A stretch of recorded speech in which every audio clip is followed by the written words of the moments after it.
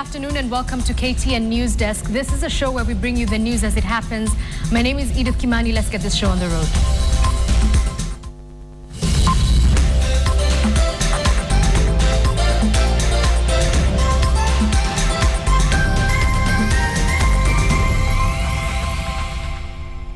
We kick off our bulletin in Narok County, where the government has confirmed that 13 people died in the flash floods last night. Now, while the number of those injured is yet to be established, several people are still receiving treatment in various health centers in Narok town. And our reporter Sharon Momanyi is in Narok and now joins us by way of telephone for more. Why don't we begin with the number of those who've died? That unfortunate number confirmed by the Narok County government, 13. Has this changed? They gave us that official number. It was about 10, and by now we are getting unconfirmed reports that the number could have risen to up to 40 people having lost their lives, but this is unconfirmed. But more of these numbers, more are being recovered, having been swept down way kilometers by the flash floods that happened yesterday night.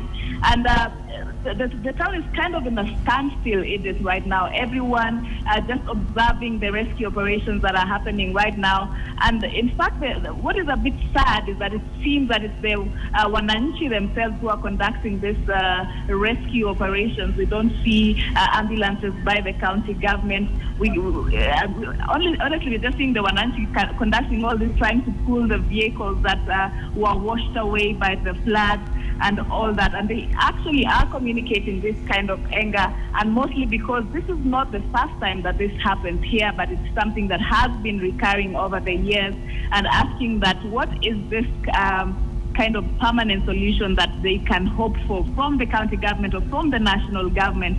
And earlier on this morning, the governor was speaking to the press, saying that they are calling on to the national government for assistance.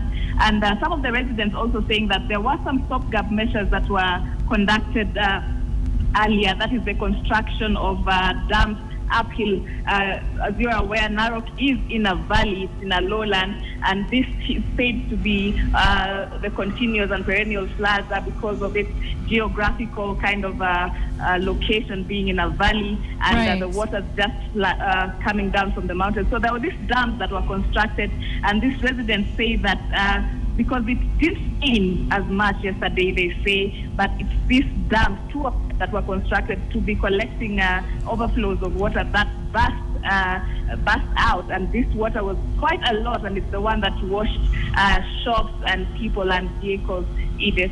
Okay, now let's get to what you've just mentioned, where Narok County is located.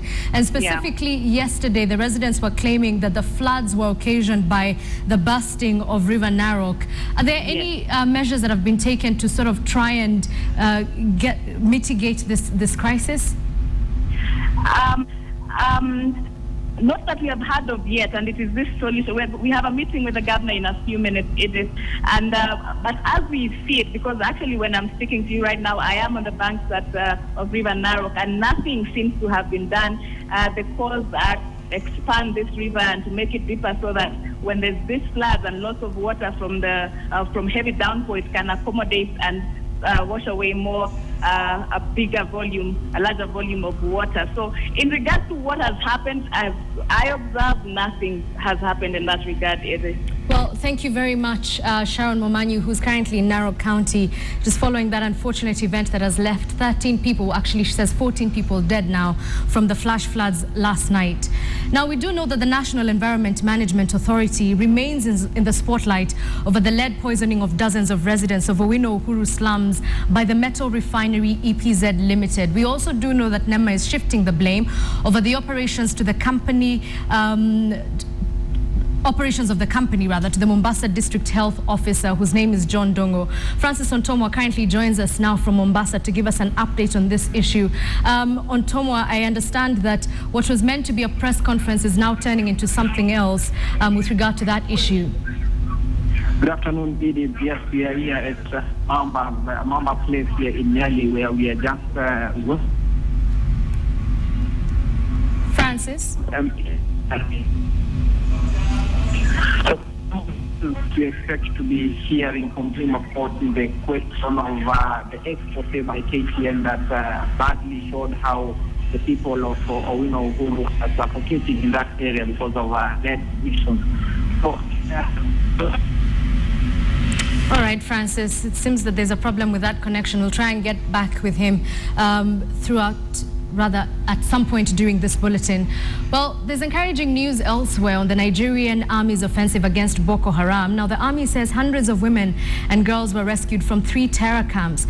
A source says one of the camps was where the militants trained small children. But as Christian Purefoy reports, the whereabouts of the schoolgirls taken from Chibok remain unknown. The Nigerian Army spokesman, Mr. Sani Usman, has confirmed that the girls rescued in an operation in northeast Nigeria today are not the Chibok girls. That comes after the Nigerian military announced they'd rescued 200 girls and 93 women from the Sambisa forest in northeast Nigeria. Officials say this is the last stronghold of Boko Haram in northeast Nigeria and comes after months of an offensive to try and push back the group where it has taken territory in recent years.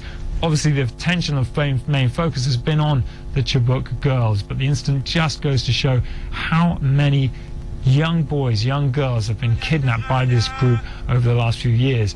Amnesty International estimate maybe 2,000 children have been kidnapped since the start of 2014. And that's just one of the many brutal things Boko Haram do across the region. For example, they go into dormitories and slaughter children in their beds. There is still no official word on where the Chibok girls are. Most of the officials we speak to have no idea where they go. There is fears that they may have been sold as slaves to Boko Haram fighters or killed in the fighting. But tonight there will be many families hoping and happy that they will be reunited with their daughters in the next few days. Christian Purefoy, CNN, London. Back home, suspended Cabinet Secretary Michael Kamau and Principal Secretary Nduva Muli are currently being grilled by the National Assembly's Public Investment Committee. Now, the two were among senior public officials implicated in corruption. KTN's Aaron Ocheng is following the proceedings and now joins us via telephone with the very latest. Aaron, it's not the first time we're seeing these two appear before the EACC. What is different today? Well, what is different is that they are appearing on a totally different issue in regard to the fire that happened at Kenyatta International Airport some time back.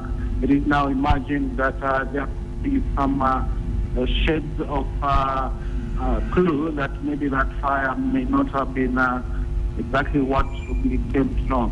It is emerging that World Duty Free owner Kamlesh Patni may have entered into some deals with the KAA in order to terminate the contract with the KAA in order to get fresh contracts to operate World Duty Free shops in the country. Now, Aaron, if the Public Investments Committee does indeed find them guilty of these claims that are leveled against them of corruption, then what happens next? Well, I would say the investigations are at a preliminary stage because I understand that Kenya Airport Authority at Kamlesh Patni had agreed that they would that Kamlesh Patni will drop all cases that he has against the KAA in order to secure some premises to operate World Duty Free shops. So to answer you, the investigations are at a preliminary stage, but as you know, this would also be adding salt to injury in regard to what EACC investigates the truth and also the managing director of KAA. Well, thank you very much, Aaron Ocheng, who's following that story for us from Parliament buildings. Elsewhere, the pastoralist communities have often been seen to favor their traditions at the expense of formal education. And now, governors in 3 counties have decided to form a joint education foundation to boost education standards in Marsabit, Samburu and Narok. KTN's Karen Derry has the details. Pastoralist communities are often seen to sacrifice formal education for the promotion of their traditions. Boys may be lured into Moranism while their female counterparts are caught up in a web of early marriages, pregnancies, and female genital mutilation. Furthermore, those who choose the path of formal schooling often encounter challenges due to poverty. And now, 3 governors from these communities have joined hands to seek a lasting solution by setting up a joint education kitty. Marsabit Governor Ukur Yatani, Samburu Governor Moses Lenol Kulal, and Narok Governor Samuel Oletunai Kuntai invited Marsabit Senator Godana Hagura and 6 members of parliament at a fundraiser that was graced by Deputy President William Ruto at Karare Primary School. Close to 80% they have never been to any school. The literacy is very high. But lately, realizing the importance of education, communities have decided to organize their own fundraisings to empower and educate the needy ones among themselves.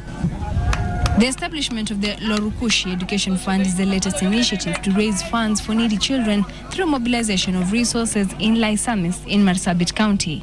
Ukiwa na watoto wawili, moja akifuata ng'ombe, yule mwingine aende shule. Hivyo tu ndio tutajibadilisha kimaisha. Ile kitu itakuja kutusaidia ni kusoma. Wakati sehemu hizo za Kenya wanajishughulisha kwa Nairobi Stock Exchange, sisi wafugaji tunajishughulisha na ile inaitwa stock theft exchange, stock theft. Kama wafugaji tunataka kuungana pamoja, chama moja, ili kwamba tukiongea tuongee sauti moja. According to the Kenya Bureau of Statistics 2009 census, Marsabit County is ranked 42 out of 47 counties in terms of literacy levels. Deputy President William Ruto proposed that a minimum of 25% of all CDF funds be channeled towards bursaries for needy children. In another 3-4 years, tunataka mambo ya shule ya upili, secondary school, iwe free. Kila mtoto aende shule na hakuna mambo ya kulipa school fees. Last year, Deputy President William Ruto demanded an official report from the Isiolo County government on the reasons for the high school dropout rate, currently at 10,000 children annually. Last year, Marsabit County raised 200 million shillings for education. Carol Derry, KTN, Marsabit County. We move over to Kisumu County, where ODM has suspended the County Assembly Majority Leader Samuel Longo and Deputy John Olum over the scuffle that left Deputy Speaker Pamela Omino injured. The suspension has just been announced, and our Kisumu reporter Victor Ogale is on the ground right now. So let's get the details. Victor, I understand that this suspension has come because of issues of misconduct. Yeah, true. It happened. ODM sent a directive suspending Samuel Onyango, who's the leader of the majority of the party at the Kisumu County Assembly, as well as his deputy, John Olum. This happened after yesterday's incident you saw in all media through electronic print when Pamela Joshi was trying to get into the speaker to the assembly to continue with the sessions. Chaos erupted, the surgery down, blocking her at the doorway, and she went on the floor screaming, and she even had to be rushed to hospital. And even as we speak now, she's currently at Avenue Hospital here in Kisumu getting treatment. Okay, now Ogale, it says in the statement by Ababu Namwamba, who signed the suspension letter, that the party has referred the matter to a disciplinary committee for appropriate swift action. Do we know how long this committee will sit for and when they're expected to give a result of their findings? That is not clear yet, but you can remember 2 weeks ago, co-leader Raila Odinga was here in Kisumu at the county assembly, and he sat with them, Ongo included, Pamela, all the county assembly members, including the governor, the deputy governor, Ruth Odinga, and they talked and they had some deliberations, and this was part of them, and it emerged that they were going to let Pamela continue, though she is the deputy speaker. They were going to let her continue acting in the speaker's capacity since Anna Dulu was impeached by the county assembly, though she went to court and the matter is still in court. Okay, I'm just curious to know if the MCAs have reacted to this and what exactly it is they think about it, especially following the scuffle yesterday, where, as you mentioned, Pamela Joshi had to be hospitalized. This is more of politics that is being played here at the Kisumu County Assembly, and most of the MCAs are mum about this issue. There are those that don't want to talk about it at all. There are those that we even tried to go to and they were chasing us away. So politics is also playing its way here. All right. Well, thank you very much, Victor Ogale, saying that politics is at play with what's happening with the Kisumu County government. But elsewhere, the supremacy battle for control of the TNA Nakuru branch was taken to a whole new level when a relocation meeting for the warring factions was disrupted. Each group claims to be in office legally. Party supporters almost exchanged blows during the meeting, which comes ahead of the planned move to resolve the constituent members in order to form a unified Jubilee Alliance party. One group is led by Abdul Noor, while the rival faction is led by Harrison Muirore. Last year, it took the intervention of the National Party officials to restore order at the office after the two groups engaged in a confrontation, paralyzing operations.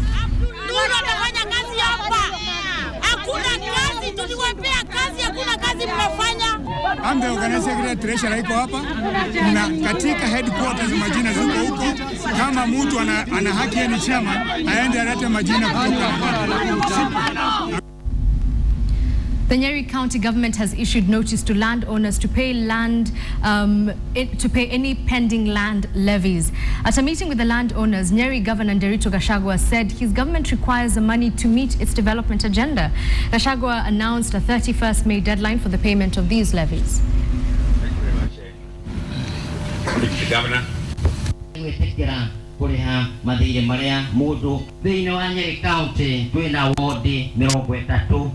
Naguaria Marine Charge ya development in Nyeri terms of the list. Hiyo ni proti muthemba umwe. Na okagura ukaiga. Andu aria maikaraga Kamakwa nimeoneire magegania barabara ya muke mututeithiririe 1.6 billion shillings by you people. But out of that 1.6 billion, maybe it's around 200 people who owe us that money. 80% is owed by 200 people. We want to ask you to pay us this money. That is why we are here, so that we can give you service. Today we have the list. Every plot has a list here and how much you owe us. We intend that you pay us this money by 30th of May. If you give us this money within 1 year, you are going to see wonders in the county of Nyeri. You are going to see increased security lighting. You are going to see increased infrastructure in all the trading centers and in all towns. And it is going to be good business for you. It's now time to wrap up this edition of KTN Newsdesk. But first, your Did You Know facts, 2 of them today as promised yesterday. If I asked you what color bananas are, what would you say? If your answer is yellow, then you're correct. If your answer is red, then your answer is also correct. Because did you know there are red bananas? Yeah, they're red bananas. I've seen them on the internet. And of course, the internet never lies. And apparently they taste sweet, creamy, and a little bit like raspberries. How would you like that, a banana that tastes like raspberries? The second Did You Know fact, unfortunately, is intended to drive you crazy. Did you know that you are apparently constantly staring at your nose? You're constantly seeing your nose. It's just your brain pretends it doesn't exist. You're welcome. Now you're going to notice your nose all day. My name is Edith Kimani. Good afternoon.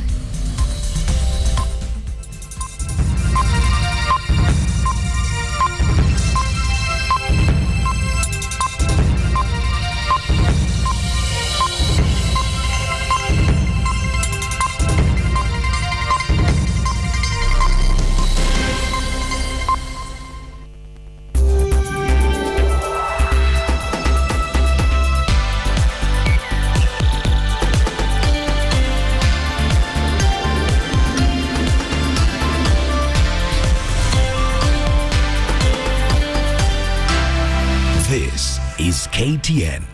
Welcome home.